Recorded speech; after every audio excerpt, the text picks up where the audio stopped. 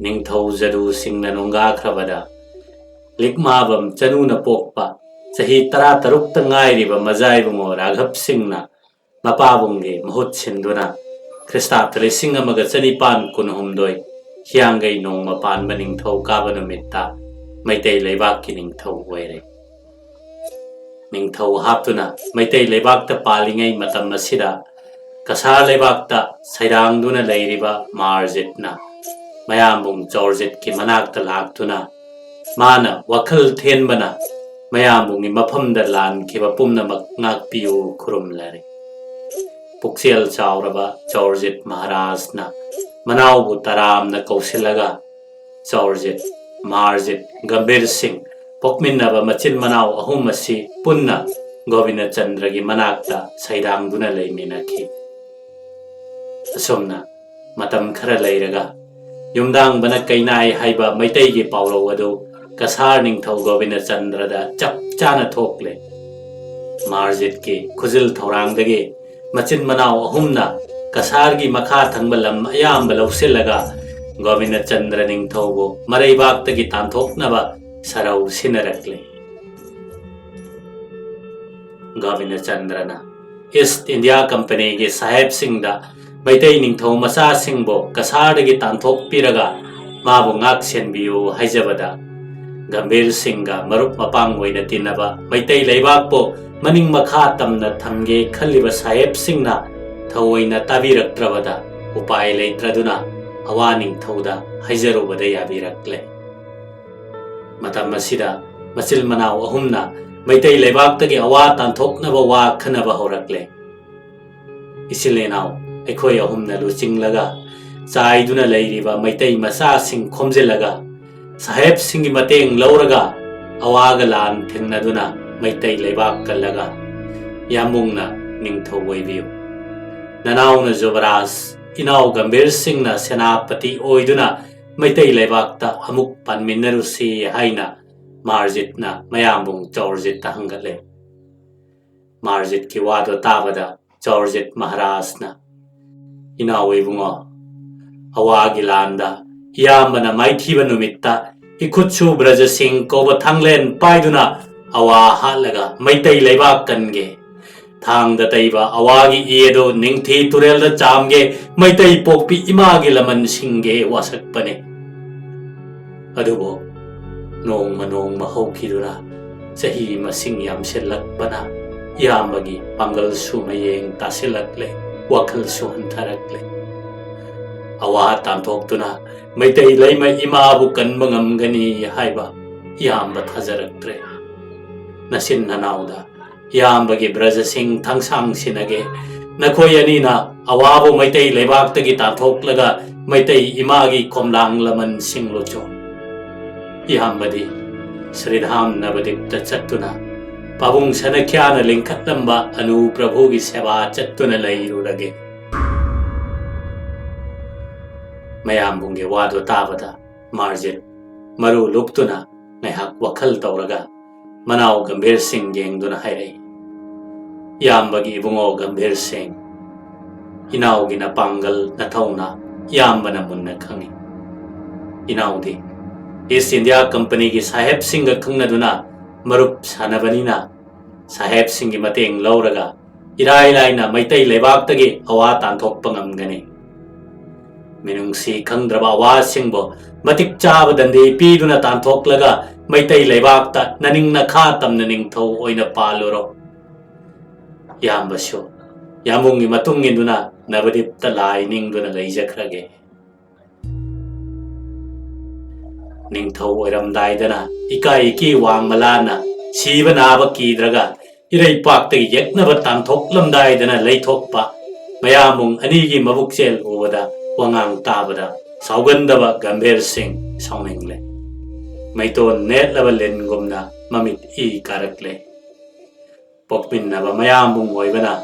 Bebhar Kaining Dabadagi Asawa Pumnamak Tamoida Pazalaga Hare Yambung Arina Tilang Mabu Kayotna Amuktang di Kantabiko Nanauna Kuya Kada Hangat Jagadawri Wapamase Thakka Bevhar Kairabasu Ngakpiu poirei meitei leibakta awana landarakuna kang khong sairiba mara leijadraba misam praja singna awagi miot mineida khang mangamdaduna mirei pakta chenakeba marai pak tharok ningdaba kangbu kharana awagi saitheng khangduna chingnung manungda wana punsi lelibasi yambung anina ningthau khubam munabadagi thokkibane mayekki atabi thirurabadi handak maitai leibakta sahi tare kuntak lansiduna awaba nangliba misi mina thokliba asigi pap puinadi yambung anina pufam thokpane navadipta lainingduna punsi lenbige khallabasu hana maitai leibakta awa tanthok pikho ngamdaba thoklagana poknafam lamdam imagi damaktani khanduna mayok na balan phamda nok na yaibi thawai thadok piyo nanausu yambung ani gi thogal tawjage madutana laining bagi mahi phangane ichillenaw ekhoi ahumna wasaknaraga thawai kubak ta haptuna maitai leibak kase kalhaudrabade ningthau macha pumnamakki mingchat lekha ta khibatanatana maitai haiba jati asi marai pakta khulling bangam daduna mirai pakta saidang bachana khragani awagi makha pon balaiba kam oiduna leihoragani maduna tungda horakpa poirei chadon sudon singna mapa mapu oiba ikhoi bo thina ngangna horagani maram asina yambung anina amuktang hanna tare tara thokna khanbi kho Manipur Gambhir Singh achumba wado tabada chaurjet marjet anido makha taba ngamdana maru luktuna leiki numit adugi khanabado phol taba ngamdana adumak loisile Gambhir Singh di chaba thakpa changkhidre wakhalna ahing tumba yakhidre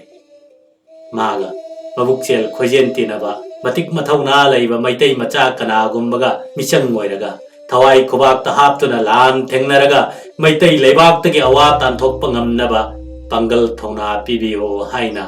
Sri Govindabu thamoi dungda chetna konduna leikre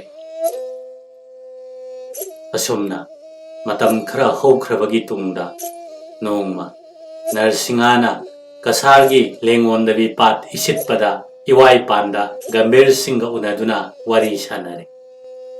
narsingana ngobram saina pokpa Bhadra Singh machanupane Gambhir Singh na Bhaigachandrana kumbong mayum chanu panaduna pokpa machanupane mapu pokminnaba pamhaibagi masunupa ngakta oiramlabada makhoi animak thawai nungaire makhoi ani nungsinana lengonare Gambhir Singh na tha taruk maitai leibakta ningthau oiduna palingeida maitai leibakta thokpa kudong thiba awana kaya nangkhiba awana ot naibada misam prajana wakhiba pumnamak adu liduna tabada narsingha thamoi sokna nungai khide karam tawna yeknaba awabu irei paktagi tanthokuna maitai leima imagi khomlang laman singba ngamgadage khalakle Manau Narsingha mama ningba mabuksel mathauna maringjel leiba wangang do tabada maga michang moiraga maitai leibak awa tanthokpa ngamgani bapuk ningda thajaraduna Gambhir Singh mathwai nungaire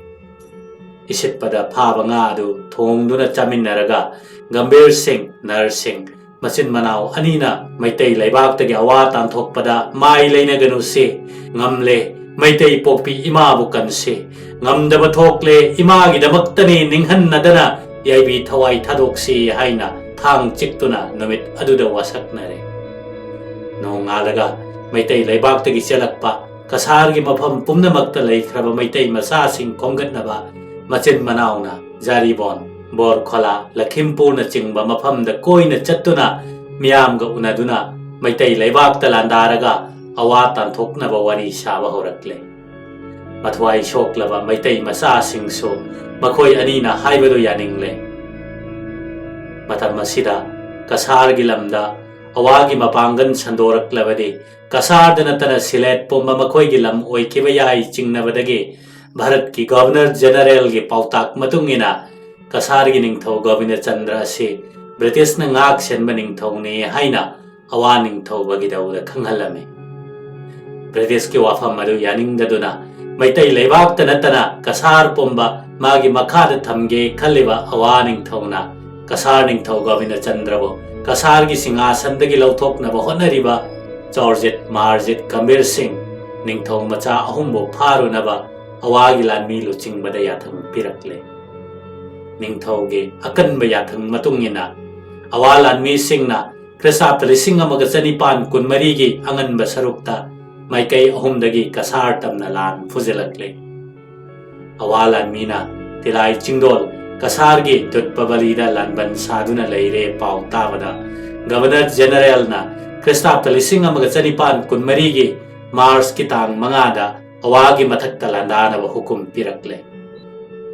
Bharat ki nongpok ngamkai aroi bada leiba Maitai Leibakta, Awana Kundaduna Leikrabade, Tungda Akai Boyrakadaba Maramna, Awa Amadi Kasar Lamgi Marakta Leiriba Maitai Leibakpo, Maning Makha Tamna, Ningthau Palhannabagidamak, Gambhir Singh Bukauraga, Awabu Maru Pangna Namthanaba, British Sarkarga Punna, Awagi Mathakta Landamina Si Warepnare.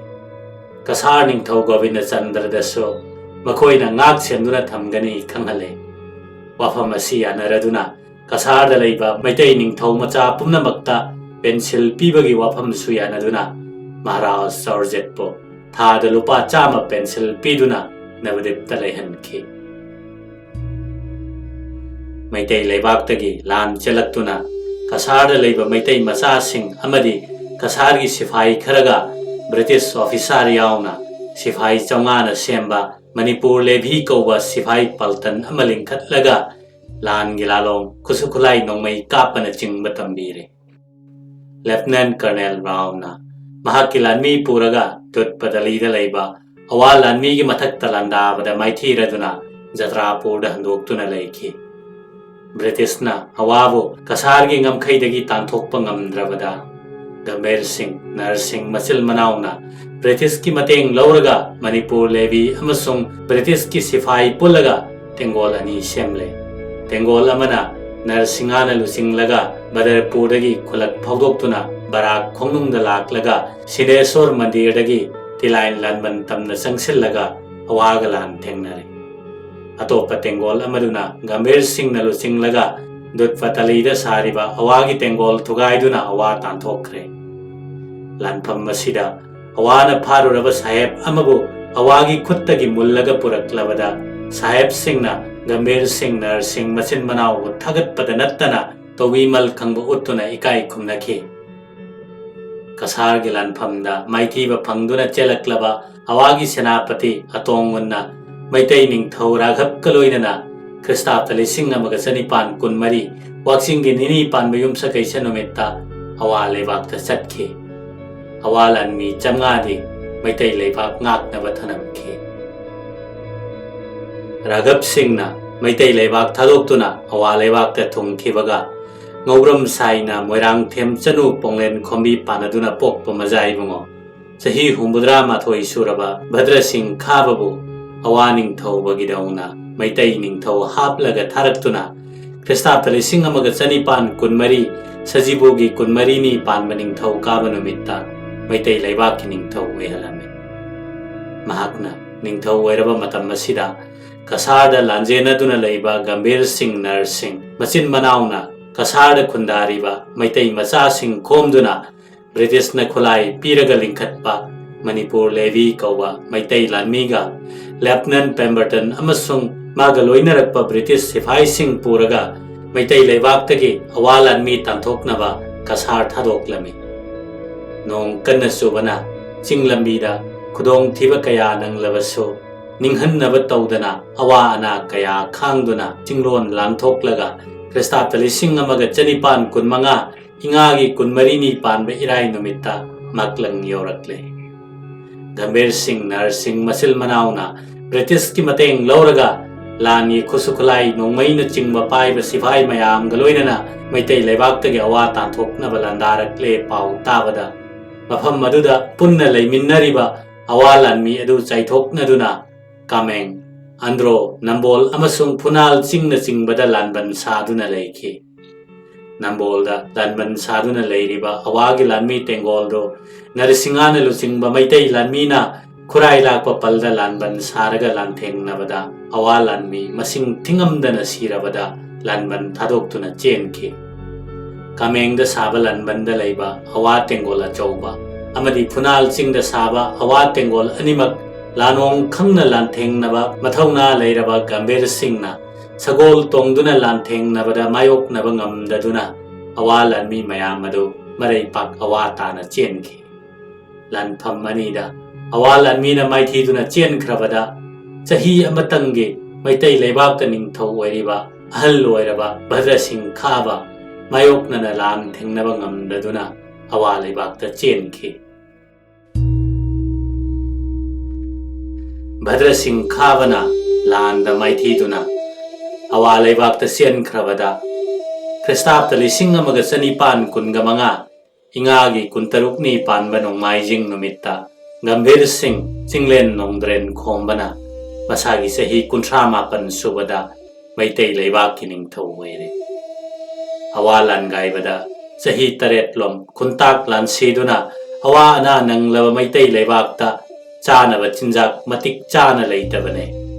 मखोइना पुरकपा British सिपाही खरा अदुना अवाना अमुक हन्ना लांदारक्लबदे मायोकनबा ngamlaroi खलदुना मनाव Ibungo Narasimha सेनापतिदा चेक्सिन्ना लेपाक ngaklammu sinaramlaga चानब चिंजाक अमदी सिपाही लौरुनबा गंभीर सिंहना lieutenant Pemberton गलोइनना कसादा चटखे सही एदुगी हियांगैगी 19 पानबे इराई नुमित्ता Gambhir Singh captain Grant lieutenant Pemberton साहेब अनीना लुसिंगबा ब्रिटिश सिपाही सिंह अमदी चाना थकनबा चिंजाक मयाम गलोइनना मैतै लेबाक्ता थुंगलखे मैतै निंगथौ अमदी ब्रिटिश सिपाही मयाम थुंगलबगी पाउ ताबदा तंपाक्ता साइथोक्तुना लोना थुपना लैरिबा अवा लानमी सिंह अदो मैतै लेबाक थादोक्तुना चेनख्रगा तुमुदा लानबन सादुना लैखि सालानगी खुदोंग साबा येंगदुना मपाबुंग भैगचंद्रना कोनुंग ओरंबा विष्णुपुर की चिंगथक्ता कोनुंग सेमदुना मेदिंगु गंभीर सिंह मतम खरा पालमी निंगथौना ब्रिटिश सिपाही पल्टन मरीबु सना कोनुंगदा चाक कौदुना पिजरमे महाकना निंगथौ ओइबा चही अदुगी पोइनु थादा अवाना मैतै लेबाक्ता लांदानबा सेम साबगी पाउ ताबदा महाराज गंभीर सिंहना मनाव नरसिंहा सेनापति के लोइनना मैतै तेंगोल पूरगा असोंबा उमंग वामंग फाउदुना तुमु ताना संगसेलमे मखोइना तुरेल मया यौसलक्पा अदु अवा लानमीना उरदुना नोंमै कापा होरखे मैतै अकल अथौसिंगना तक्सिनदुना अवा लानमी तेंगोल अदु कोइसेलगा लान सोकनदना नुमित मंगानी चुपना थंबदा लानुंगदा चाफम थकफम खंगद्रब अवा लानमी सिंह अदु अहिंगदा लानबन थादोक्तुना लोना चेनखेरमे मथौना लैबा मियोई चहुमना साबा मैतै लानमी कांबु अमना संगसेलगा निंगथी तुरेल येत थंबा तोरबान लैबा अवा लानबन अदु खुदुम चनसिनबदा अवाना फाखिबा मैतै लानफा चनीरोम की मथवाई कनबीखे लानफम मदुदा चेनबा नंगहौदबा समजोक निंगथौ सोइमाउला कलेवा निंगथौ पोयोंगना चिंगबा अवा लानमी 30 फाबगा लोइनना नोंमै अचा थक्की पोलम पीरोल सना लुपा लिक्कोना चिंगबा खोमदुना पुरखे गंभीर सिंह नरसिंहा मचिन मनाउना लुचिंगलगा अवा लानमी सिंहबु तुमु फाव तानसिनदुना मार्जित महाराजना अवादा पिथोक्लंबा कबो तंपाक अमुक खना लौसिल्ले अकनबा लानफम मदुदा कलेवा कोनुंग पाइरे समजोक निंगथौगी कोनुंग थुगाइरे निंगथी तुरेल वांग मलाना अवा तेंगोल थुगाइरगा निंगथी तुरेल तोरबानदा मैतै लानगम फिरान योंखे मयामबुंग जॉर्जेट महाराज न वासक्केबा ब्रज सिंह को थांगसांग अदु निंगथी तुरेंदा चामलगा गंभीर सिंह नरसिंह मचिन मनाउना मैतै लेबाक्ता हलक्ले महाराज गंभीर सिंहागी मखुत्ता हन्ना हन्ना माइथीरबदा अवा निंगथौगा ब्रिटिश का ख्रिस्ताब्द 1996 फेब्रुवारी तांग 13 यानचे संधि तौनखि यानचे अदुगी मतुंगिना अवाना कसार जंतिया अमसुंग मैतै लेबाक अहुम असिदा खुद थिंजिल्लरोय अमसुंग गंभीर सिंहना मैतै लेबाक की मनिंग मखा तमनिंग थौने ब्रिटिश की मतेंगदगी मैतै लेबाक्तगी अवा तांथोक्तुना गंभीर सिंहाना निंगथौ ओइबदा ब्रिटिश की मखा पोनगनी हाइबगी वाफम ꯌꯥꯅꯆꯦꯗ ꯌꯥꯎꯗ꯭ꯔꯕꯁꯨ ꯕ꯭ꯔꯤꯇꯤꯁ ꯁꯔꯀꯥꯔꯒꯤ ꯃꯊꯛ ꯊꯣꯡꯕꯁꯤꯡꯒꯤ ꯃꯄꯨꯛꯅꯤꯡꯗ ꯃꯩꯇꯩ ꯂꯩꯕꯥꯛ ꯑꯁꯤ ꯃꯈꯣꯏꯅ ꯉꯥꯛ ꯁꯦꯟꯗꯨꯅ ꯊꯝꯅꯤꯡꯕꯒꯤ ꯋꯥꯈꯜ ꯄꯣꯛꯈꯤ꯫ ꯃꯈꯣꯏꯒꯤ ꯑꯄꯥꯝꯕꯗꯨ ꯃꯄꯨꯛꯅꯤꯡꯗ ꯐꯨꯝꯗꯨꯅ ꯊꯝꯕ ꯀꯅꯥ ꯑꯃꯠꯇꯗꯁꯨ ꯀꯥꯡꯊꯣꯛꯇꯅ ꯃꯩꯇꯩ ꯅꯤꯡꯊꯧꯗꯁꯨ ꯈꯪꯍꯟꯗꯅ ꯋꯥꯐꯝ ꯑꯁꯤ ꯂꯩꯔꯕꯁꯨ ꯕ꯭ꯔꯤꯇꯤꯁꯀ ꯃꯩꯇꯩ ꯅꯤꯡꯊꯧꯒ ꯃꯔꯨꯞ ꯁꯥꯟꯅꯕꯒꯤ ꯅꯨꯡꯁꯤꯅꯕ ꯃꯔꯤ ꯑꯗꯨꯗꯤ ꯀꯥꯏꯗꯅ ꯂꯩꯔꯝꯃꯤ꯫ ꯈ꯭ꯔꯤꯁꯇꯥꯕꯇ 1916 ꯁꯖꯤꯕꯨꯒꯤ 12 ꯄꯥꯟꯕ ꯌꯨꯝꯁꯀꯩꯁ ꯅꯨꯃꯤꯠꯇ ꯕꯤꯁꯅꯨꯄꯨꯔꯒꯤ ꯆꯤꯡꯗꯣꯜꯗ ꯅꯧꯅ ꯁꯥꯔꯕ ꯁꯪꯒꯥꯏ ꯑꯗꯨ ꯁꯪꯒꯥꯔꯒ ꯃꯍꯥꯔꯥꯖ ꯒꯝꯚꯤꯔ ꯁꯤꯡ ꯍꯣꯡꯖꯤꯜꯂꯦ꯫ ꯑꯋꯥ ꯂꯥꯟꯒꯥꯏꯕꯗ ꯀꯁꯥꯗ ꯄꯨꯁꯤꯟꯈꯤꯕ ꯁ꯭ꯔꯤ ꯒꯣꯕꯤꯟꯗꯕꯨ ꯂꯧꯊꯣꯛꯂꯨꯔꯒ ꯕꯤꯁꯅꯨꯄꯨꯔ ꯀꯣꯅꯨꯡꯗ ꯂꯥꯜꯂꯦ꯫ ꯃꯅꯥꯎ ꯖꯌꯕꯤꯔ ꯈꯣꯡꯁꯥꯡꯕꯅ ꯌꯨꯕꯔꯥꯖ, ꯅꯔꯁꯤꯡꯍꯅ ꯁꯦꯅꯥꯄꯇꯤ ꯑꯣꯏꯗꯨꯅ ꯃꯆꯤꯟ ꯃꯅꯥꯎ ꯑꯍꯨꯝꯅ ꯄꯨꯛꯆꯦꯜ ꯈꯣꯏꯖꯦꯜ ꯇꯤꯟꯅꯅ ꯄꯥꯜꯂꯛꯄ ꯃꯇꯝ ꯑꯁꯤꯗ ꯑꯋꯥ ꯂꯥꯟꯗ ꯆꯤꯡꯅꯨꯡ ꯃꯅꯨꯡꯗ ꯂꯣꯠꯇꯨꯅ ꯂꯩꯔꯨꯕ ꯃꯤꯔꯩꯄꯥꯛꯇ ꯂꯥꯟꯖꯦꯜꯂꯨꯕ ꯃꯩꯇꯩ ꯃꯆꯥ ꯄꯨꯝꯅꯃꯛ ꯊꯣꯔꯛꯇꯨꯅ ꯃꯩꯇꯩ ꯂꯩꯕꯥꯛ ꯃꯔꯥ ꯇꯞꯅ ꯏꯪꯅ ꯄꯥꯟꯕ ꯍꯧꯔꯛꯂꯦ꯫ ꯒꯝꯚꯤꯔ ꯁꯤꯡꯍ, ꯅꯔꯁꯤꯡꯍ ꯃꯆꯤꯟ ꯃꯅꯥꯎꯒꯤ ꯄꯥꯝꯕꯣꯝ ꯄꯥꯡꯒꯜꯅ ꯑꯋꯥꯡꯂꯣꯝꯗ ꯊꯤꯕꯣꯃꯩ, ꯅꯣꯡꯆꯨꯞꯂꯣꯝꯗ ꯖꯤꯔꯤ, ꯅꯣꯡꯄꯣꯛꯂꯣꯝꯗ ꯀꯕꯣ ꯇꯝꯄꯥꯛ ꯐꯥꯎꯗꯨꯅ ꯅꯤꯡꯊꯤ ꯈꯣꯡꯕꯥꯟ ꯐꯥꯎꯕ ꯃꯩꯇꯩꯒꯤ ꯂꯝ ꯑꯣꯏꯈꯤ꯫ ꯑꯋꯥꯡ ꯂꯝꯈꯩ ꯀꯣꯍꯤꯃꯥꯗ ꯃꯩꯇꯩꯒꯤ ꯂꯝꯅꯤ ꯈꯪꯅꯕ ꯃꯍꯥꯔꯥꯖ ꯒꯝꯚꯤꯔ ꯁꯤꯡꯒꯤ ꯈꯣꯡꯒꯨꯜ ꯍꯛꯅ ꯅꯨꯡ ꯌꯨꯡꯂꯝꯃꯤ꯫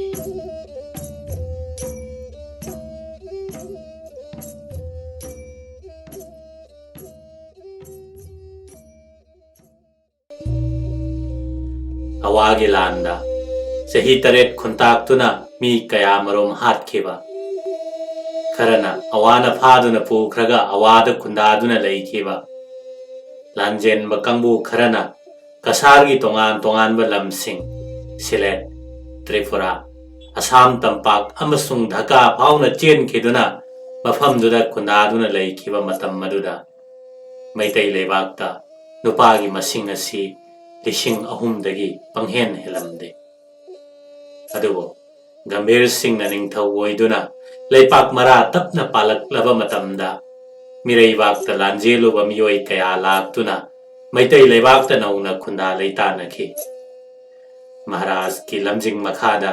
ꯌꯨꯕꯔꯥꯖ ꯑꯃꯗꯤ ꯁꯦꯅꯥꯄꯇꯤꯅ ꯀꯟꯅ ꯍꯣꯠꯅꯕꯗꯒꯤ ꯃꯇꯝ ꯀꯨꯏꯅ ꯂꯦꯞꯂꯨꯔꯕ ꯂꯧꯎ ꯁꯤꯡꯎ ꯑꯃꯗꯤ ꯁꯨ ꯅꯣꯝꯕꯒꯤ ꯊꯕꯛ ꯑꯃꯨꯛ ꯍꯟꯖꯤꯜꯂꯛꯇꯨꯅ ꯋꯥꯅ ꯆꯔꯥ ꯍꯦꯟꯗꯨꯅ ꯂꯩꯔꯝꯕ ꯃꯤꯁꯤꯡ ꯁꯦꯠꯄ ꯆꯥꯕ ꯃꯅꯤꯡ ꯊꯨꯡꯕ ꯉꯝꯂꯛꯂꯦ꯫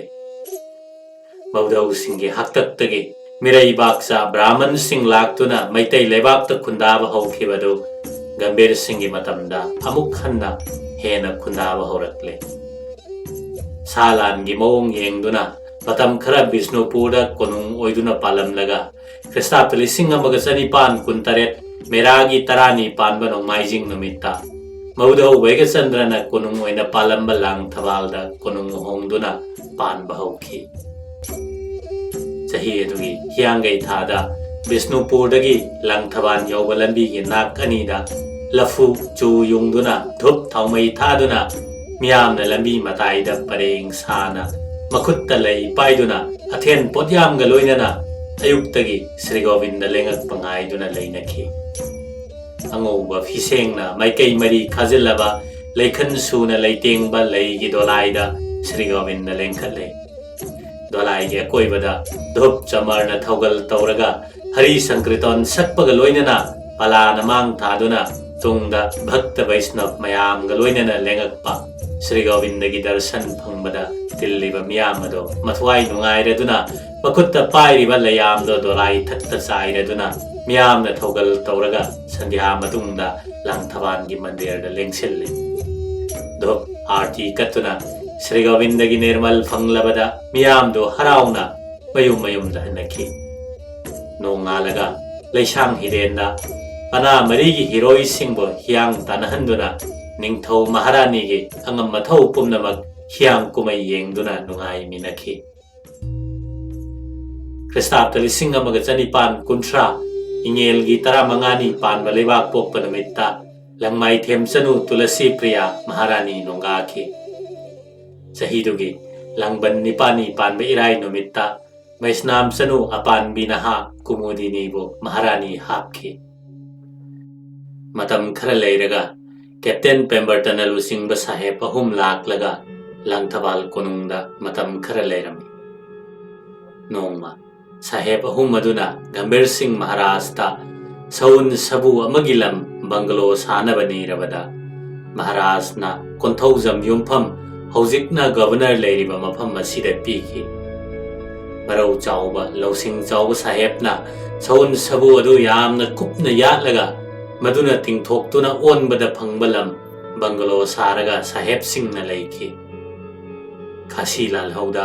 ꯕ꯭ꯔꯤꯇꯤꯁꯅ ꯇꯦꯡꯕꯥꯡꯕꯤꯌꯨ ꯍꯥꯏꯖꯔꯛꯂꯕꯗ ꯒꯝꯚꯤꯔ ꯁꯤꯡꯅ ꯁꯥꯍꯦꯕꯀꯤ ꯃꯇꯦꯡ ꯄꯥꯡꯗꯨꯅ ꯈꯥꯁꯤ ꯅꯤꯡꯊꯧꯕꯨ ꯃꯥꯏꯊꯤꯕ ꯄꯤꯕꯗꯒꯤ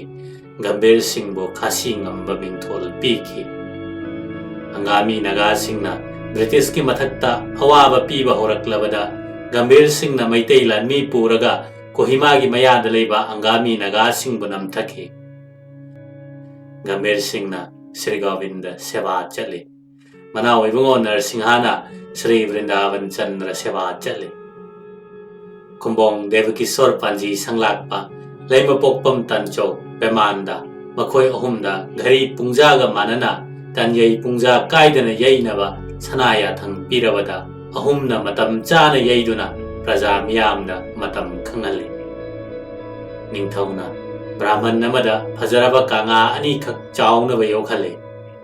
ꯀꯪꯉꯥ ꯑꯗꯨꯅ ꯃꯄꯨꯡ ꯐꯥꯔꯛꯇꯨꯅ ꯐꯖꯔꯕꯗ ꯅꯣꯡꯃ ꯕ꯭ꯔꯥꯍꯃꯟ ꯑꯗꯨꯅ ꯅꯤꯡꯊꯧꯗ ꯀꯪꯉꯥ ꯑꯃ ꯁꯤꯔꯦ ꯄꯥꯎ ꯍꯪꯒꯠꯂꯦ꯫ ꯂꯨꯅ ꯆꯥꯅ ꯊꯝꯖꯕ ꯀꯪꯉꯥ ꯑꯗꯨ ꯁꯤꯕꯒꯤ ꯄꯥꯎ ꯇꯥꯕꯗ ꯁꯥꯎꯃꯟꯈꯤꯗꯨꯅ ꯅꯤꯡꯊꯧꯅ ꯃꯊꯧ ꯈꯪꯗ꯭ꯔꯕ ꯕ꯭ꯔꯥꯍꯃꯟ ꯑꯗꯨꯗ ꯅꯍꯥꯛ ꯑꯁꯤꯕ ꯀꯪꯉꯥ ꯑꯁꯤ ꯆꯥꯔꯒ ꯖꯥꯠ ꯑꯣꯜꯂꯣ ꯁꯅꯥ ꯌꯥꯊꯪ ꯄꯤꯔꯛꯂꯕꯗ ꯏꯀꯥꯏꯕꯗꯒꯤ ꯕ꯭ꯔꯥꯍꯃꯟ ꯑꯗꯨ ꯖꯥꯠ ꯇꯥꯈꯤ꯫ ꯃꯔꯤꯜ ꯐꯕ ꯃꯊꯧꯅꯥ ꯂꯩꯕꯗ ꯅꯠꯇꯅ ꯍꯥꯏꯅꯈꯤꯕ ꯋꯥ ꯍꯣꯡꯗꯕ ꯅꯤꯡꯈꯤꯕꯗ ꯄꯨꯛꯅꯤꯡ ꯂꯦꯞꯄ ꯅꯤꯡꯊꯧꯅꯤ ꯍꯥꯏꯅ ꯁꯥꯍꯦꯕꯁꯤꯡꯅ ꯃꯍꯥꯔꯥꯖ ꯒꯝꯚꯤꯔ ꯁꯤꯡꯒꯤ ꯃꯇꯤꯛ ꯃꯒꯨꯟ ꯊꯥꯒꯠꯇꯨꯅ ꯏꯔꯝꯃꯤ꯫ ꯑꯁꯨꯝꯅ ꯁꯥꯍꯦꯕꯁꯤꯡꯅ ꯃꯥꯕꯨ ꯊꯥꯒꯠꯄꯒꯤ ꯄꯥꯎ ꯑꯁꯤ ꯇꯥꯕꯗ ꯃꯍꯥꯔꯥꯖꯀꯤ ꯄꯨꯛꯅꯤꯡꯗ ꯅꯥꯄꯜ ꯀꯥꯔꯛꯇꯨꯅ ꯃꯩꯇꯩ ꯅꯤꯡꯊꯧꯔꯦꯜ ꯁꯛꯅ ꯀꯪꯂꯥꯒꯤ ꯃꯦꯟ ꯇꯣꯡꯒꯦ ꯃꯄꯨꯛꯅꯤꯡꯗ ꯂꯦꯞꯂꯦ꯫ ꯈ꯭ꯔꯤꯁꯇꯥꯕꯇ 1938 ꯏꯉꯥꯒꯤ 24ꯅꯤ ꯄꯥꯟꯕ ꯅꯤꯡꯊꯧ ꯀꯥꯕ ꯅꯨꯃꯤꯠꯇ ꯆꯤꯡꯒꯤ ꯅꯤꯡꯊꯧ ꯈꯨꯂꯥꯛꯄꯁꯤꯡ, ꯃꯩꯇꯩ ꯁꯂꯥꯏꯒꯤ ꯅꯤꯡꯊꯧꯁꯤꯡ, ꯂꯩꯕꯥꯛꯀꯤ ꯑꯉꯝ ꯑꯊꯧ ꯐꯝꯅꯥꯏꯕꯁꯤꯡ ꯄꯨꯝꯅꯃꯛ ꯀꯧꯔꯒ ꯃꯈꯣꯏꯒꯤ ꯃꯃꯥꯡꯗ ꯃꯍꯥꯔꯥꯖ ꯒꯝꯚꯤꯔ ꯁꯤꯡꯅ ꯆꯤꯡꯗ꯭ꯔꯦꯟ ꯅꯣꯡꯗ꯭ꯔꯦꯟ ꯈꯣꯝꯕ ꯃꯤꯡꯂꯦꯟ ꯂꯧꯗꯨꯅ ꯍꯧꯅꯕꯤ ꯃꯇꯨꯡꯏꯟꯅ ꯅꯤꯡꯊꯧꯔꯦꯜ ꯁꯛꯅ ꯀꯪꯂꯥꯒꯤ ꯃꯦꯟ ꯇꯣꯡꯂꯦ꯫ ꯃꯩꯁꯅꯥꯝ ꯅꯤꯉꯣꯜ ꯀꯨꯃꯨꯗꯤꯅꯤ ꯃꯍꯥꯔꯥꯅꯤꯅ ꯊꯧꯒꯟ ꯇꯧꯔꯦ꯫ ꯃꯀꯨ ꯏꯕꯨꯡꯉꯣ ꯃꯩꯁꯅꯥꯝ ꯒꯧꯔꯁ꯭ꯌꯥꯝꯕꯨ ꯂꯨꯋꯥꯡ ꯅꯤꯡꯊꯧ ꯍꯥꯞꯂꯦ꯫ ꯑꯣꯜꯂꯛꯄ ꯆꯍꯤ ꯈ꯭ꯔꯤꯁꯇꯥꯕꯇ 1932 ꯍꯤꯌꯥꯡꯒꯩꯒꯤ 18ꯅꯤ ꯄꯥꯟꯕ ꯂꯩꯕꯥꯛ ꯄꯣꯛꯄ ꯅꯨꯃꯤꯠꯇ ꯀꯨꯃꯨꯗꯤꯅꯤ ꯃꯍꯥꯔꯥꯅꯤꯅ ꯃꯆꯥ ꯏꯕꯨꯡꯉꯣ ꯑꯃ ꯐꯪꯖꯔꯦ꯫ ꯃꯄꯣꯛ ꯃꯩ ꯐꯕ ꯃꯔꯥꯏꯕꯛ ꯊꯝꯕꯥꯜ ꯁꯥꯗꯨꯅ ꯚꯥꯔꯠ ꯁꯤꯟꯕ ꯊꯨꯡꯅ ꯃꯃꯤꯡ ꯆꯠꯂꯒꯗꯕ ꯃꯆꯥ ꯏꯕꯨꯡꯉꯣꯒꯤ ꯃꯇꯤꯛ ꯃꯒꯨꯟꯒ ꯆꯥꯟꯅꯅ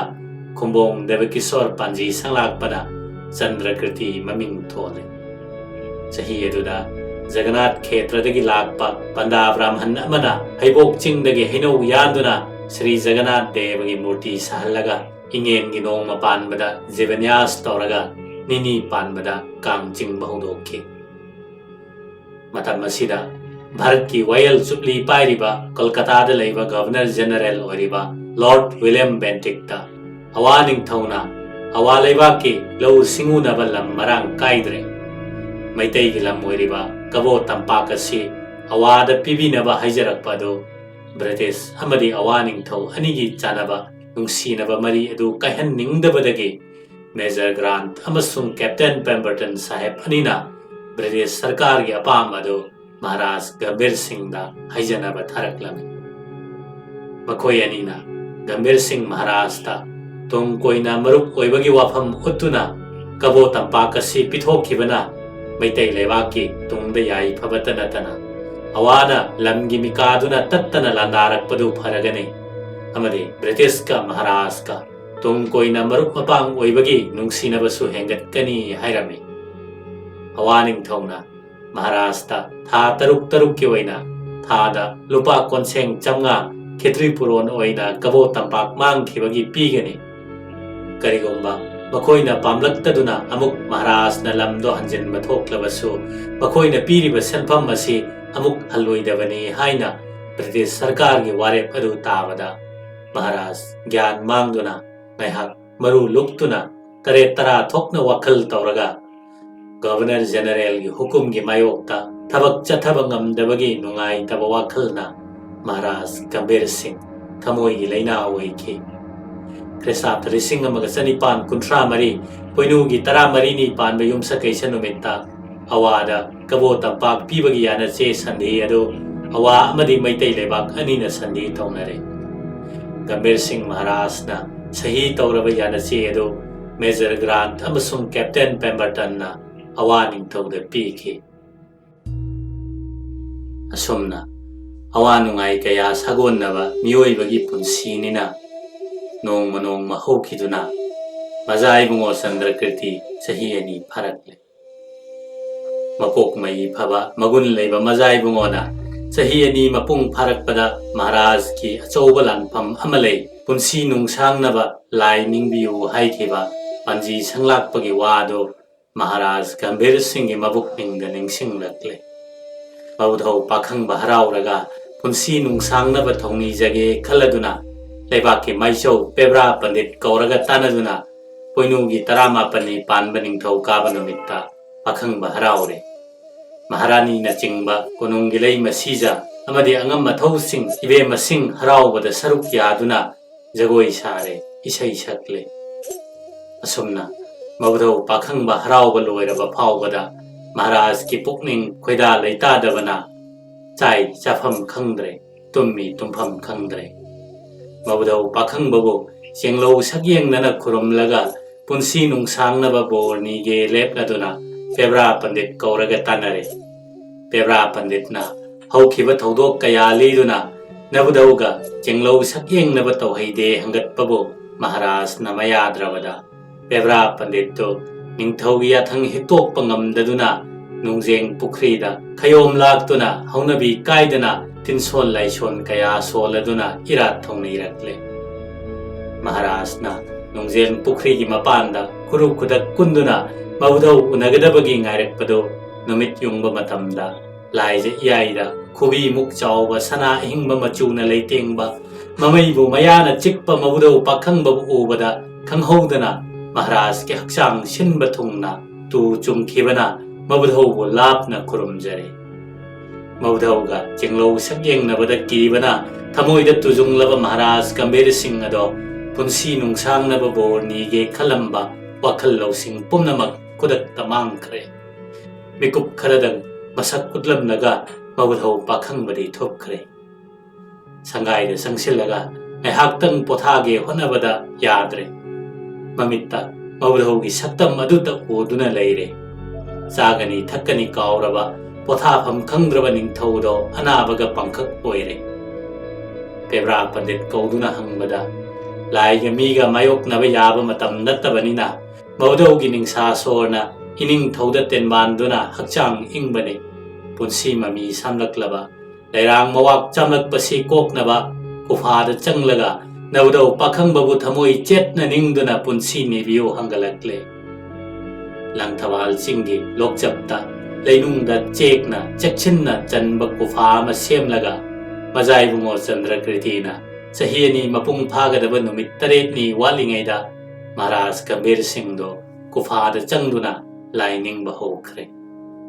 ꯀꯨꯐꯥꯒꯤ ꯑꯀꯣꯏꯕꯗ ꯁꯤꯐꯥꯏꯁꯤꯡꯅ ꯃꯈꯨꯠꯇ ꯈꯨꯠꯂꯥꯏ ꯄꯥꯏꯗꯨꯅ ꯑꯌꯨꯛ ꯅꯨꯡꯊꯤꯜ ꯅꯨꯃꯤꯗꯥꯡ ꯈꯥꯛꯇꯅ ꯆꯦꯛꯁꯤꯟꯅ ꯃꯍꯥꯔꯥꯖꯄꯨ ꯉꯥꯛ ꯁꯦꯟꯗꯨꯅ ꯂꯩꯈ꯭ꯔꯦ꯫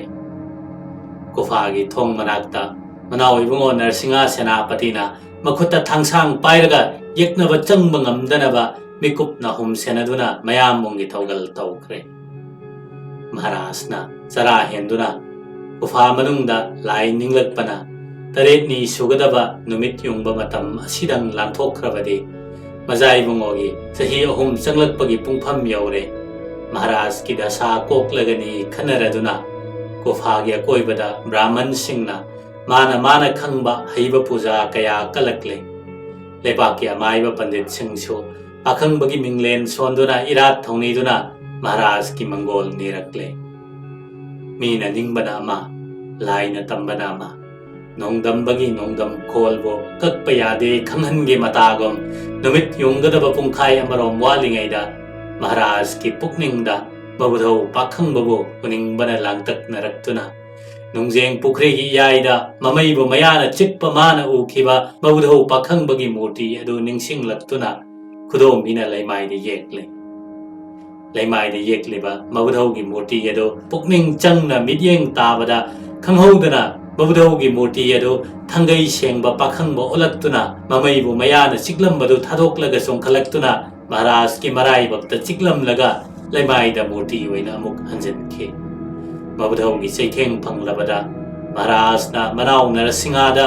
"ꯏꯌꯥꯝꯕꯒꯤ ꯏꯕꯨꯡꯉꯣ ꯁꯦꯅꯥꯄꯇꯤ, ꯏꯌꯥꯝꯕꯗꯤ ꯏꯕꯨꯙꯧꯅ ꯆꯩꯕꯤꯔꯦ" ꯍꯥꯏꯅ ꯂꯥꯎꯔꯛꯂꯦ꯫ ꯃꯌꯥꯝꯕꯨꯡꯒꯤ ꯋꯥꯗꯣ ꯇꯥꯕꯗ ꯅꯔꯁꯤꯡꯍ ꯒꯨꯐꯥ ꯃꯅꯨꯡꯗ ꯆꯪꯂꯛꯂꯒ ꯃꯌꯥꯝꯕꯨꯡꯕꯨ ꯀꯣꯟꯗꯨꯅ ꯁꯅꯥ ꯁꯪꯒꯥꯏꯗ ꯄꯨꯁꯤꯟꯗꯨꯅ ꯂꯥꯏꯀꯠꯅꯔꯛꯂꯦ꯫ ꯄꯥꯎ ꯑꯁꯤ ꯇꯥꯕꯗ ꯂꯩꯕꯥꯛꯀꯤ ꯑꯃꯥꯏꯕ ꯄꯟꯗꯤꯠꯁꯤꯡ, ꯑꯈꯪ ꯑꯍꯩ ꯄꯨꯝꯅꯃꯛ ꯁꯅꯥ ꯀꯣꯅꯨꯡꯗ ꯆꯦꯟꯈꯠꯂꯛꯇꯨꯅ ꯃꯥꯅ ꯈꯪꯕ ꯍꯩꯕ ꯍꯤꯗꯥꯛ ꯂꯥꯡꯊꯛ ꯊꯥꯗꯨꯅ ꯏꯔꯥꯠ ꯊꯧꯅꯤꯗꯨꯅ ꯃꯍꯥꯔꯥꯖꯄꯨ ꯂꯥꯏꯀꯠꯅꯕꯗ ꯄꯥꯈꯪꯕꯒꯤ ꯍꯨꯗꯨ ꯆꯝꯕ ꯉꯝꯗ꯭ꯔꯦ꯫ ꯅꯤꯡꯊꯧꯒꯤ ꯑꯅꯥ ꯂꯥꯏꯑꯣꯡ ꯇꯥꯕꯗ ꯂꯩꯕꯥꯛꯀꯤ ꯑꯉꯝ ꯑꯊꯧ ꯐꯝꯅꯥꯏꯕꯁꯤꯡ ꯄ꯭ꯔꯖꯥ ꯃꯤꯌꯥꯝꯅ ꯁꯅꯥ ꯀꯣꯅꯨꯡ ꯊꯟꯈ꯭ꯔꯦ꯫ ꯑꯌꯨꯛ ꯅꯨꯡꯊꯤꯜ ꯅꯨꯃꯤꯗꯥꯡ ꯈꯥꯛꯇꯅ ꯂꯥꯏꯀꯠꯅꯔꯕꯁꯨ ꯍꯨꯅ ꯍꯛꯆꯥꯡ ꯁꯤꯟꯕ ꯊꯨꯡꯂꯛꯂꯕꯗ ꯃꯍꯥꯔꯥꯖꯀꯤ ꯃꯃꯤꯠ ꯑꯗꯨ ꯌꯦꯡꯅ ꯃꯝꯁꯤꯜꯂꯛꯂꯦ, ꯃꯤꯁꯛ ꯃꯤꯁꯥ ꯈꯪꯕ ꯋꯥꯔꯛꯂꯦ꯫ ꯗꯦꯕꯀꯤꯁꯣꯔ ꯁꯪꯂꯥꯛꯄ ꯑꯃꯗꯤ ꯄꯦꯕ꯭ꯔꯥ ꯄꯟꯗꯤꯠ ꯑꯅꯤꯅ ꯍꯥꯏꯈꯤꯕ ꯑꯔꯣꯏꯕ ꯌꯥꯍꯤꯞ ꯇꯥꯟꯒꯗꯕ ꯃꯇꯝ ꯌꯧꯁꯤꯜꯂꯛꯂꯦ ꯈꯪꯂꯗꯨꯅ ꯃꯅꯥꯎ ꯅꯔꯁꯤꯡꯍ ꯁꯦꯅꯥꯄꯇꯤ ꯑꯃꯗꯤ ꯃꯖꯥꯏꯕꯨꯡꯉꯣ ꯆꯟꯗ꯭ꯔꯀ꯭ꯔꯤꯇꯤ ꯑꯅꯤꯕꯨ ꯃꯅꯥꯛꯇ ꯀꯧꯁꯤꯜꯂꯒ ꯐꯝꯍꯜꯂꯦ꯫ "ꯏꯌꯥꯝꯕꯒꯤ ꯏꯕꯨꯡꯉꯣ ꯁꯦꯅꯥꯄꯇꯤ, ꯏꯕꯨꯙꯧꯒꯤ ꯍꯨꯅ ꯍꯛꯆꯥꯡ ꯑꯁꯤ ꯁꯤꯟꯕ ꯊꯨꯡꯂꯛꯄꯅ ꯏꯅꯥꯎꯒꯤ ꯅꯨꯡꯁꯤꯔꯕ ꯃꯥꯏꯊꯣꯡ ꯑꯗꯨ ꯏꯌꯥꯝꯕꯗꯤ ꯃꯤꯠ ꯑꯁꯤꯅ ꯃꯌꯦꯛ ꯁꯦꯡꯅ ꯎꯕ ꯐꯪꯂꯛꯇ꯭ꯔꯦ꯫ ꯏꯕꯨꯙꯧꯁꯤꯡꯒꯤ ꯍꯥꯛꯇꯛꯇꯒꯤ ꯆꯠꯅꯔꯛꯄ ꯃꯇꯨꯡ ꯏꯟꯅ ꯅꯤꯡꯊꯧꯅ ꯄꯣꯛꯄ ꯃꯆꯥꯅꯨꯄꯥ ꯑꯍꯟꯅ ꯃꯄꯥꯒꯤ ꯃꯍꯨꯠ ꯃꯔꯦꯡ ꯁꯤꯟꯗꯨꯅ ꯅꯤꯡꯊꯧ ꯑꯣꯏꯐꯝ ꯊꯣꯛꯂꯕꯁꯨ ꯆꯟꯗ꯭ꯔꯀ꯭ꯔꯤꯇꯤ ꯑꯁꯤꯅꯗꯤ ꯆꯍꯤ 2 ꯃꯄꯨꯡ ꯐꯥꯕꯗ ꯉꯥꯏꯔꯤꯕꯅꯤꯅ ꯂꯩꯄꯥꯛꯀꯤ ꯅꯤꯡꯊꯧ ꯑꯣꯏꯕ ꯌꯥꯔꯣꯏ꯫ ꯖꯩꯕꯤꯔ ꯌꯨꯕꯔꯥꯖꯅ ꯅꯤꯡꯊꯧ ꯑꯣꯏꯕꯗ ꯅꯤꯡꯊꯧ ꯑꯣꯏꯕ ꯌꯥꯕ ꯃꯌꯥꯝꯕꯨꯡ ꯆꯧꯔꯖꯤꯠꯅ ꯄꯣꯛꯄ ꯇ꯭ꯔꯤꯚꯨꯕꯟꯁꯤꯡ, ꯃꯌꯥꯝꯕꯨꯡ ꯃꯥꯔꯖꯤꯠꯅ ꯄꯣꯛꯄ ꯃꯨꯍꯤꯟꯗ꯭ꯔꯣꯁꯤꯡ ꯂꯩꯕꯅ ꯅꯤꯡꯊꯧ ꯈꯨꯕꯝ ꯃꯨꯅꯕ ꯅꯤꯡꯊꯧ ꯁꯦꯝꯕꯒꯤ ꯂꯥꯟꯗ ꯆꯍꯤ 8 ꯈꯨꯟꯇꯥꯛꯇꯨꯅ ꯑꯋꯥꯒꯤ ꯃꯈꯨꯠ ꯆꯟꯗꯨꯅ ꯂꯩꯔꯨꯕ ꯑꯋꯥ ꯑꯅꯥ ꯅꯪꯈꯤꯕ ꯂꯩꯕꯥꯛ ꯑꯁꯤꯒꯤ ꯃꯤꯌꯥꯝꯅ ꯑꯃꯨꯛ ꯍꯟꯅ ꯂꯥꯟ ꯅꯪꯗꯨꯅ ꯀꯥꯡꯈꯣꯡ ꯆꯥꯏꯔꯕꯗꯤ ꯅꯤꯡꯊꯧ ꯃꯆꯥ ꯑꯩꯈꯣꯏꯕꯨ ꯊꯤꯅ ꯉꯥꯡꯅꯕꯗꯨ ꯑꯃꯗꯤ ꯃꯤꯌꯥꯝꯅ ꯋꯥꯕꯗꯣ ꯌꯥꯝꯕꯅ ꯄꯥꯝꯗ꯭ꯔꯦ꯫ ꯏꯅꯥꯎꯒꯤ ꯄꯨꯛꯆꯦꯜ ꯆꯥꯎꯕ, ꯂꯩꯄꯥꯛ ꯉꯥꯛ ꯁꯦꯟꯕꯗ ꯍꯩꯁꯤꯡꯕ ꯅꯇꯤꯛ ꯅꯊꯧꯅ ꯌꯥꯝꯕꯅ ꯃꯨꯟꯅ ꯈꯪꯏ꯫ ꯑꯗꯨꯒꯤꯁꯨ ꯃꯊꯛꯇ ꯅꯍꯥꯛꯄꯨ ꯅꯨꯡꯁꯤꯕ ꯃꯤꯌꯥꯝꯅ ꯅꯍꯥꯛꯀꯤ ꯃꯤꯆꯪꯗ ꯂꯦꯞꯀꯗꯕꯅꯤꯅ ꯆꯤꯡ ꯇꯝꯒꯤ ꯌꯦꯛꯅꯕꯁꯤꯡꯕꯨ ꯅꯍꯥꯛꯅ ꯏꯔꯥꯏ ꯂꯥꯏꯅ ꯂꯥꯛꯁꯤꯟꯕ ꯉꯝꯒꯅꯤ꯫ ꯑꯗꯨꯅ ꯌꯥꯝꯕꯅ ꯍꯤꯡꯂꯤꯉꯩꯗ ꯏꯅꯥꯎꯕꯨ ꯃꯩꯇꯩ ꯂꯩꯕꯥꯛꯀꯤ ꯅꯤꯡꯊꯧ ꯍꯥꯞꯂꯝꯂꯒꯦ꯫ ꯏꯅꯥꯎꯅ ꯅꯤꯡꯊꯧ ꯑꯣꯏꯔꯒ ꯃꯇꯝ ꯀꯨꯏꯅ ꯋꯥꯖꯔꯛꯂꯕ ꯂꯩꯕꯥꯛ ꯃꯤꯌꯥꯝꯒꯤ ꯑꯋꯥ ꯑꯅꯥ ꯂꯩꯇ ꯂꯥꯏꯔ ꯀꯣꯛꯍꯜꯂꯨ." ꯃꯌꯥꯝꯕꯨꯡ ꯒꯝꯚꯤꯔ ꯁꯤꯡꯒꯤ ꯋꯥꯗꯨ ꯇꯥꯕꯗ ꯅꯔꯁꯤꯡꯍ ꯄꯤꯔꯥꯡ ꯁꯤꯟꯊꯔꯗꯨꯅ ꯀꯞꯇꯨꯅ ꯈꯨꯝꯂꯩ, "ꯌꯥꯝꯕꯨꯡꯅ ꯇꯥꯛꯄꯤꯔꯤꯕꯗꯨ ꯅꯅꯥꯎꯕꯨ ꯅꯨꯡꯁꯤꯕꯗꯒꯤ ꯇꯥꯛꯄꯤꯕꯅꯤ꯫ ꯅꯅꯥꯎꯒꯤ ꯄꯨꯛꯅꯤꯡꯗ ꯈꯟꯖꯕꯗꯤ ꯌꯥꯝꯕꯨꯡꯅ ꯄꯣꯛꯄꯤꯕ ꯆꯟꯗ꯭ꯔꯀ꯭ꯔꯤꯇꯤꯕꯨ ꯅꯤꯡꯊꯧ ꯍꯥꯞꯂꯒ ꯅꯅꯥꯎꯅ ꯁꯦꯅꯥꯄꯇꯤ ꯑꯣꯏꯗꯨꯅ ꯂꯩꯄꯥꯛ ꯃꯅꯨꯡ ꯑꯃꯗꯤ ꯃꯄꯥꯜꯒꯤ ꯌꯦꯛꯅꯕꯁꯤꯡꯕꯨ ꯅꯝꯊꯔꯒ ꯂꯩꯄꯥꯛ ꯃꯔꯥ ꯇꯞꯅ ꯄꯥꯟꯅꯕ ꯍꯣꯠꯅꯖꯒꯦ꯫ ꯆꯟꯗ꯭ꯔꯀ꯭ꯔꯤꯇꯤꯅ ꯃꯄꯥꯡꯒꯜ ꯆꯥꯎꯔꯛꯇꯨꯅ ꯃꯇꯤꯛ ꯃꯄꯥ ꯆꯥꯔꯕ ꯃꯇꯝꯗ ꯅꯅꯥꯎꯗꯤ ꯕ꯭ꯔꯤꯟꯗꯥꯕꯟꯗ ꯄꯨꯟꯁꯤ ꯆꯨꯞꯄ ꯂꯥꯏ ꯅꯤꯡꯗꯨꯅ ꯂꯩꯖꯔꯨꯒꯦ." ꯃꯅꯥꯎꯒꯤ ꯋꯥꯗꯣ ꯇꯥꯕꯗ ꯒꯝꯚꯤꯔ ꯁꯤꯡ ꯊꯃꯣꯏꯗ ꯄꯦꯜꯂꯗꯨꯅ ꯃꯃꯤꯠꯇ ꯄꯤꯔꯥꯡ ꯁꯤꯟꯊꯔꯒ ꯃꯈꯨꯠ ꯇꯤꯡꯊꯣꯛꯇꯨꯅ ꯃꯅꯥꯎꯕꯨ ꯅꯨꯡꯁꯤꯅ ꯅꯥꯟꯕꯤꯔꯦ꯫ ꯏꯅꯥꯎ ꯏꯕꯨꯡꯉꯣꯒꯤ ꯅꯥꯛꯇ ꯂꯩꯔꯤꯕ ꯑꯉꯥꯡ ꯑꯁꯤ ꯀꯅꯥꯅ ꯄꯣꯛꯄꯅꯣ ꯍꯪꯂꯛꯂꯦ꯫ ꯃꯌꯥꯝꯕꯨꯡꯒꯤ ꯋꯥꯗꯣ ꯇꯥꯕꯗ ꯅꯔꯁꯤꯡꯍ ꯃꯌꯥꯝꯕꯒꯤ ꯃꯃꯤꯠ ꯑꯗꯨ ꯍꯨꯅ ꯊꯨꯝꯍꯠꯇꯨꯅ ꯇꯁꯦꯡꯅ ꯎꯗ꯭ꯔ ꯃꯥꯜꯂꯦ ꯈꯟꯗꯨꯅ "ꯌꯥꯝꯕꯨꯡꯅ ꯄꯣꯛꯄ ꯅꯖꯥꯏꯕꯨꯡꯉꯣ ꯆꯟꯗ꯭ꯔꯀ꯭ꯔꯤꯇꯤꯅꯤ" ꯈꯨꯝꯂꯩ꯫ ꯃꯅꯥꯎ ꯅꯔꯁꯤꯡꯍꯒꯤ ꯋꯥꯗꯣ ꯇꯥꯕꯗ ꯒꯝꯚꯤꯔ ꯁꯤꯡ ꯄꯨꯛꯅꯤꯡꯗ ꯅꯨꯡꯅꯥꯡꯕꯒ ꯂꯣꯏꯅꯅ ꯏꯍꯧꯔꯛꯄ ꯄꯤꯔꯥꯡꯅ ꯃꯤꯠꯂꯨ ꯅꯥꯄꯣꯝ ꯑꯅꯤ ꯊꯨꯝꯅ ꯁꯤꯟꯊꯗꯨꯅ ꯃꯅꯥꯎꯕꯨ ꯆꯤꯡꯅ ꯌꯦꯡꯂꯒ ꯏꯌꯥꯝꯕꯒꯤ ꯏꯕꯨꯡꯉꯣ ꯅꯨꯡꯁꯤꯕ, ꯏꯌꯥꯝꯕꯅ ꯍꯪꯂꯤꯕ ꯋꯥꯍꯪ ꯑꯁꯦ ꯃꯨꯟꯅ ꯋꯥꯈꯜ ꯇꯧꯔꯒ ꯈꯨꯝꯃꯨ꯫ ꯏꯅꯥꯎꯒꯤ ꯅꯥꯛꯇ ꯐꯝꯂꯤꯕ ꯑꯉꯥꯡ ꯑꯁꯤ ꯀꯅꯥꯒꯤ ꯃꯆꯥꯅꯣ? ꯑꯃꯨꯛꯀꯁꯨ ꯍꯪꯂꯛꯂꯦ꯫ ꯃꯌꯥꯝꯕꯨꯡꯅ ꯍꯟꯅ ꯍꯟꯅ ꯍꯪꯉꯛꯄ ꯋꯥꯗꯨ ꯇꯥꯕꯅꯦ, ꯃꯤꯂꯨꯗ ꯇꯠꯇꯅ ꯁꯤꯟꯊꯔꯛꯂꯤꯕ ꯄꯤꯔꯥꯡ ꯑꯗꯨ ꯎꯕꯅꯦ꯫ ꯅꯔꯁꯤꯡꯍ ꯃꯄꯨꯛꯅꯤꯡꯗ ꯇꯔꯦꯠ ꯇꯔꯥ ꯊꯣꯛꯅ ꯈꯜꯂꯒ ꯋꯥꯈꯟꯒꯤ ꯂꯪꯖꯤꯟ ꯐꯪꯂꯗꯨꯅ ꯃꯖꯥ ꯏꯕꯨꯡꯉꯣ ꯆꯟꯗ꯭ꯔꯀ꯭ꯔꯤꯇꯤꯕꯨ ꯄꯝꯂꯒ ꯃꯔꯥꯏꯕꯛꯇ ꯍꯟꯅ ꯍꯟꯅ ꯆꯨꯞꯇꯨꯅ, ꯌꯥꯝꯕꯨꯡ ꯏꯕꯨꯡꯉꯣ ꯅꯨꯡꯁꯤꯕ, ꯅꯅꯥꯎꯅ ꯄꯝꯂꯤꯕ ꯑꯉꯥꯡ ꯑꯁꯤ ꯀꯅꯥꯒꯤꯁꯨ ꯃꯆꯥ ꯅꯠꯇꯦ, ꯅꯔꯁꯤꯡꯍ ꯑꯩꯅ ꯄꯣꯛꯆꯕ ꯆꯟꯗ꯭ꯔꯀ꯭ꯔꯤꯇꯤ ꯀꯧꯕ ꯏꯆꯥꯅꯨꯄꯥꯅꯤ꯫ ꯃꯁꯤ ꯍꯥꯏꯅ ꯅꯔꯁꯤꯡꯍ ꯈꯥꯡꯕ ꯉꯝꯗꯅ ꯃꯌꯥꯝꯕꯨꯡꯒꯤ ꯃꯈꯣꯡ ꯀꯣꯜꯂꯒ ꯅꯣꯡ ꯈꯣꯡꯕꯒꯨꯝ ꯀꯞꯈ꯭ꯔꯦ꯫ ꯃꯅꯥꯎꯒꯤ ꯋꯥꯗꯨ ꯇꯥꯕꯗ ꯒꯝꯚꯤꯔ ꯁꯤꯡ ꯅꯨꯡꯉꯥꯏꯕꯒꯤ ꯉꯝꯈꯩ ꯂꯩꯈꯤꯗ꯭ꯔꯦ, ꯃꯥꯏꯊꯣꯡ ꯃꯀꯥ ꯂꯥꯝꯂꯦ꯫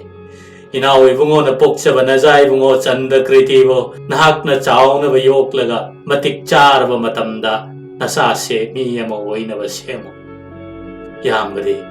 ꯄꯨꯟꯁꯤ ꯆꯦꯡꯖꯦꯜ ꯂꯣꯏꯔꯕꯅꯤꯅ ꯏꯅꯥꯎꯒꯤ ꯃꯥꯡ ꯊꯥꯅ ꯆꯠꯂꯝꯂꯒꯦ꯫ ꯑꯁꯤ ꯍꯥꯏꯅ ꯃꯆꯤꯟ ꯃꯅꯥꯎ ꯑꯅꯤꯗꯣ ꯅꯨꯡꯁꯤꯅ ꯀꯣꯜꯂꯒ ꯀꯞꯃꯤꯟꯅꯔꯦ꯫ ꯃꯆꯤꯟ ꯃꯅꯥꯎꯒꯤ ꯅꯨꯡꯁꯤꯅꯕ ꯃꯇꯧꯗꯨ ꯎꯕꯗ ꯑꯉꯝ ꯑꯊꯧ ꯐꯝꯅꯥꯏꯕ ꯄꯨꯝꯅꯃꯛ ꯃꯤꯂꯨꯗ ꯍꯧꯔꯛꯄ ꯄꯤꯔꯥꯡ ꯂꯣꯟꯅ ꯂꯣꯟꯅ ꯇꯩꯊꯣꯛꯅꯈꯤ꯫ ꯑꯁꯨꯝꯅ ꯄꯨꯛꯃꯦꯟ ꯄꯥꯎꯃꯦꯟꯅꯗꯨꯅ ꯃꯖꯥ ꯏꯕꯨꯡꯉꯣ ꯆꯟꯗ꯭ꯔꯀ꯭ꯔꯤꯇꯤꯕꯨ ꯅꯔꯁꯤꯡꯍꯗ ꯁꯤꯟꯅꯔꯝꯂꯒ ꯈ꯭ꯔꯤꯁꯇꯥꯕꯇ 1914 ꯄꯣꯏꯅꯨꯒꯤ ꯊꯥꯁꯤ ꯁꯒꯣꯜꯁꯦꯟ ꯅꯨꯃꯤꯠꯇ ꯃꯁꯥꯒꯤ ꯆꯍꯤ 94 ꯁꯨꯔꯕ ꯒꯝꯚꯤꯔ ꯁꯤꯡꯍ ꯃꯍꯥꯔꯥꯖ ꯄꯨꯟꯁꯤꯒꯤ ꯑꯔꯣꯏꯕ ꯌꯥꯍꯤꯞ ꯇꯥꯟꯈꯤ꯫ ꯒꯝꯚꯤꯔ ꯁꯤꯡꯍ ꯃꯍꯥꯔꯥꯖꯄꯨ ꯆꯤꯛꯄ ꯑꯈꯪꯕ ꯑꯗꯨ ꯄꯦꯕ꯭ꯔꯥ ꯄꯟꯗꯤꯠꯅ ꯃꯤꯡꯈꯩ ꯁꯣꯟꯗꯨꯅ ꯂꯨꯄꯥꯒꯤ ꯀꯣꯔꯐꯨꯗ ꯍꯥꯞꯂꯒ ꯋꯥꯏꯊꯧ ꯃꯊꯛ ꯇꯥꯡꯖꯦꯡ ꯄꯥꯠꯇ ꯊꯥꯗꯣꯛꯈꯤ꯫ ꯃꯐꯝ ꯑꯗꯨꯗ ꯇꯥꯡꯖꯦꯡ ꯄꯥꯈꯪꯕ ꯑꯣꯏꯅ ꯂꯩꯈꯤ꯫